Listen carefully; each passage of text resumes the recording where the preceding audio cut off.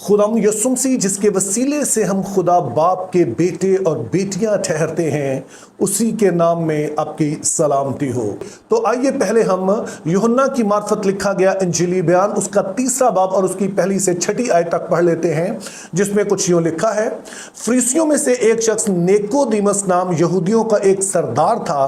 उसने रात को यीशु के पास आकर उससे कहा, अय रब्बी, हम जानते हैं तू खुदा की तरफ से उस्ताद होकर आया है, क्योंकि जो मौजज़े तू दिखाता है कोई शख्स नहीं दिखा सकता जब तक खुदा उसके साथ ना हो। यीशु ने जवाब में उससे कहा, मैं तुझसे सच कहता हूं कि जब तक कोई नए सिरे से पैदा ना हो वो खुदा की बादशाही को देख नहीं सकता।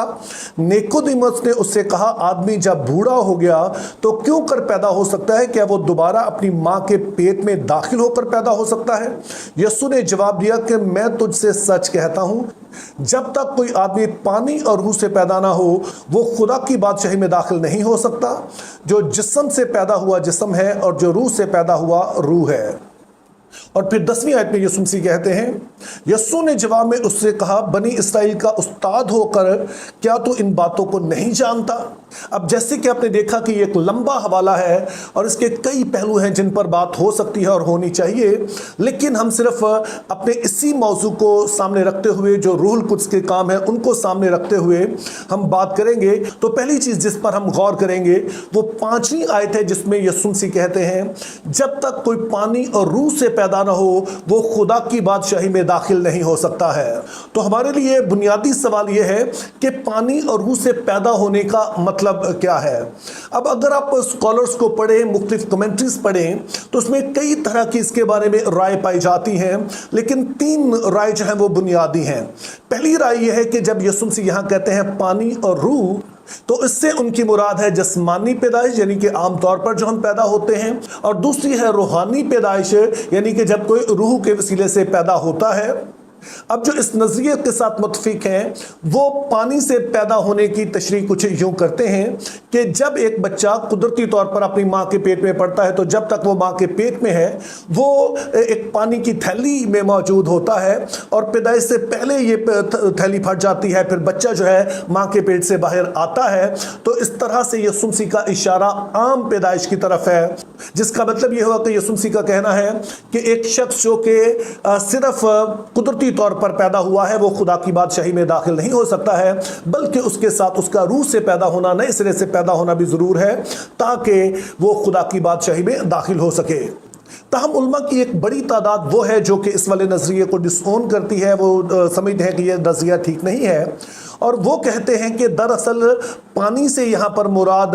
बपतिस्मा है, जो कि बाप बेटे रूहुल कुद्स के नाम से लिया जाता है। वो बपतिस्मा जो यीशु मसीह ने मुकर्रर किया, और उससे मुराद जाहिर है कि रूहुल कुद्स का काम है जो कि वो हमारी जिंदगी में करता है। अब अगर सतही तौर पर देखें तो ये नज़रिया काफ़ी दिलचस्प है, और जो कुछ हम बाइबल मुक़द्दस में पढ़ते हैं उसके काफ़ी करीब मालूम होता है। लेकिन फिर उलमा की एक तीसरी तादाद है जो काफ़ी मोतबर उलमा है और काफ़ी बड़ी तादाद में है। वो समझते हैं कि इस बात को इसलिए कबूल करना मुश्किल है क्योंकि जब यीशु मसीह ये बात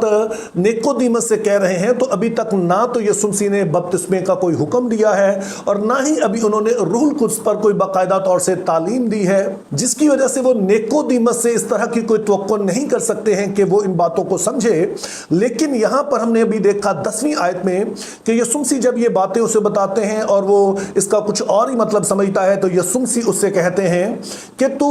इस्राएल का उस्ताद होकर इन बातों को नहीं समझता है, जिससे पता चलता है कि यीशु मसीह उससे तवक्को कर रहे हैं कि वो इन बातों को समझे। लेकिन यीशु मसीह उससे कैसे उन बातों की तवक्को कर सकते हैं जो कि नए अहद में अभी बताई ही नहीं गई हैं, और निकोदेमुस ज़ाहिर है कि अहद अतीक को जानता है। तो इसलिए उलमा का जो तीसरा ग्रुप है वो समझता है कि जो कुछ यीशु मसीह ने यहाँ पर कहा है इसका ताल्लुक लाजमी तौर पर अहद अतीक के किसी हवाले से होना चाहिए, जिसको ये रब्बी यानी कि निकोदेमुस जो है वो समझता हो। और जब इन उलमा से ये सवाल किया जाता है कि यीशु मसीह अहद अतीक के किस हवाले की तरफ इशारा कर रहे हैं, तो इन उलमा का मानना है कि यीशु मसीह यहाँ पर हिजकिय्याल 36 बाब उसकी 25 से 27 आयत का हवाला दे रहे हैं, जिसमें कुछ यूँ लिखा है, तब तुम पर साफ पानी छिड़कूंगा और तुम पाक साफ होगे, और मैं तुमको तुम्हारी तमाम गंदगी से और तुम्हारे सब बुतों से पाक करूंगा, और मैं तुमको नया दिल बख्शूंगा और नई रूह तुम्हारे बातन में डालूंगा, और तुम्हारे जिस्म में से संगीन दिल को निकाल डालूंगा और गोश्तीन दिल तुमको अनायत करूंगा। मैं अपनी रूह तुम्हारे बातन में डालूंगा और तुमसे अपने आइन की पैरवी कराऊंगा, और तुम मेरे अहकाम पर अमल करोगे और उनको बजा लाओगे। अब इस हवाले की पहली बात जो है कि इसका ताल्लुक हिजकियेल से है, और हिजकियेल वो शख्स है जो कि असीरी के ज़माने का नबी है, यानी कि खुदा ताला ने जब यहूदा के कबीले को नबूकदनेस्सर के हाथ असीर करके बाबुल को भेजा तो लगता था इसराइल की सारी उम्मीदें ख़त्म हो गई हैं। लेकिन इसी दौर में तीन बड़े नबी जो कि नबूवत कर रहे थे, यिर्मयाह, हिजकियेल और दानियल। तो यिर्मयाह 31 बाब उसकी 31 से 34 आयत में हम पढ़ते हैं कि खुदा ताला इसराइल को बताते हैं कि ये एंड नहीं है, बल्कि खुदा तुम्हारे साथ नया अहद बांधेगा।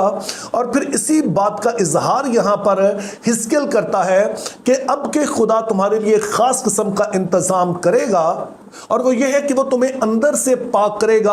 और इस पाकीज़गी का ताल्लुक जो है वो रूह से होगा। रूह को वो तुम्हारे अंदर डालेगा जिसके असर से तुम अंदर से पाक होगे, और फिर तुम्हारे अंदर ये ख्वाहिश पैदा होगी कि तुम उसके हुक्म बजा लाओ।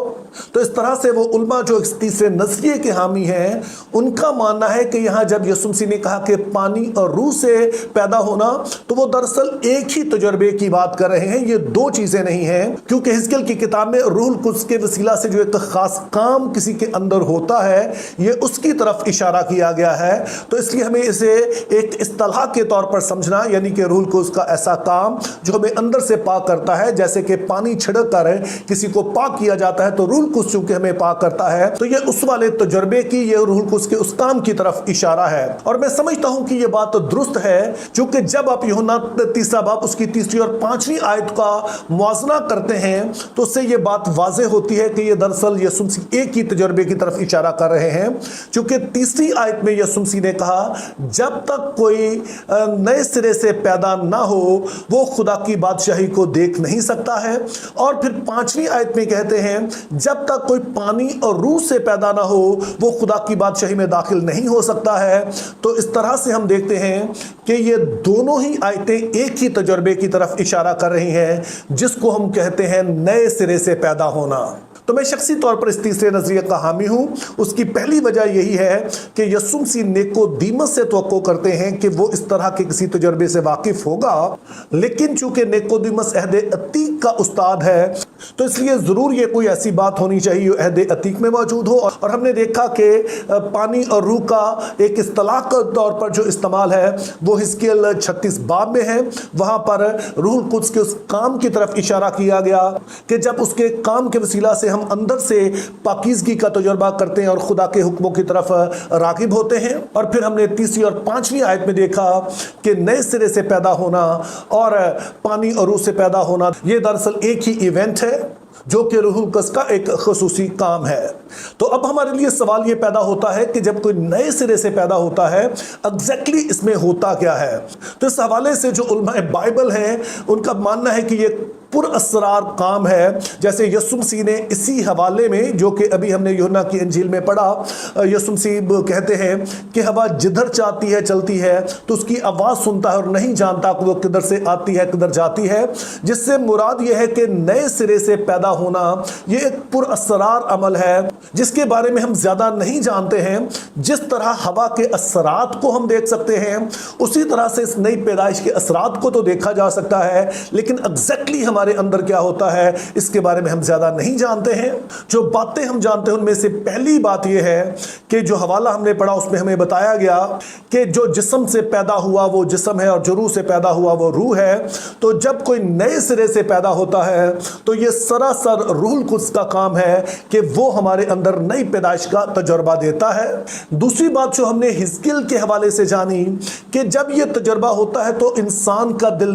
सख्त नहीं रहता है, संगीन दिल पत्थर की तरह सख्त नहीं रहता है, बल्कि गोश्तीन हो जाता है, नरम हो जाता है। या दूसरे लफ्जों में हम कहें कि इस तजर्बे के बाद इंसान खुदा की आवाज को सुनना शुरू कर देता है, उसको रिस्पॉन्ड करना शुरू कर देता है। जैसे कि पत्थर आप समझते हैं कि वो मुर्दा होता है और इंसान जो कि जिंदा होता है, तो इसी तरह से नई पैदाइश से पहले इंसान मुर्दा हालत में होता है, खुदा के कलाम का उस पर असर नहीं होता है। लेकिन जब नए सिरे से पैदा होता है तो उसके बाद वो जिस्म की तरह हो जाता है, जिस पर चीज़ों का असर होता है, जो महसूस कर सकता है। तो ये दूसरी चीज़ हम समझते हैं कि जब नए सिरे से पैदा हो तो ना सिर्फ खुदा के कलाम की आवाज़ हम सुनना शुरू कर देते हैं, उसे रिस्पॉन्ड करते हैं, और इस चीज़ की ख्वाहिश पैदा होती है कि इस आवाज़ पर कान धरा जाए और इस पर अमल किया जाए। लेकिन ये होता उस वक्त है जब कोई खुदा के कलाम, जिससे मुराद इंजील का पैगाम है, उसे सुनता है,